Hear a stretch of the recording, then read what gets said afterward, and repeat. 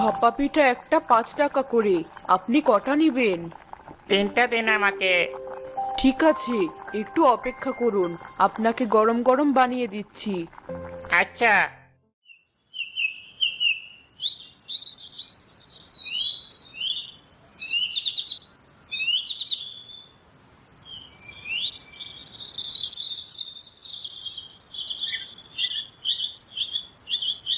মা, সে তো বললো আমাকে নাকি ডাকছো তুমি। হ্যাঁ, তোকে বলেছিলাম আমার আশেপাশে থাকতে। কোথায় চলে গিয়েছিলি? ওই তো মিলিদের বাড়ি। সারাদিন শুধু এদিক ওদিক ঘুরে বেড়ানো, কাজে কোনো মন নেই। পিঠা যে বানাবো, কলসির পানি শেষ হয়ে গেছে। যা, 1 কলসি পানি নিয়ে আয়। আচ্ছা মা।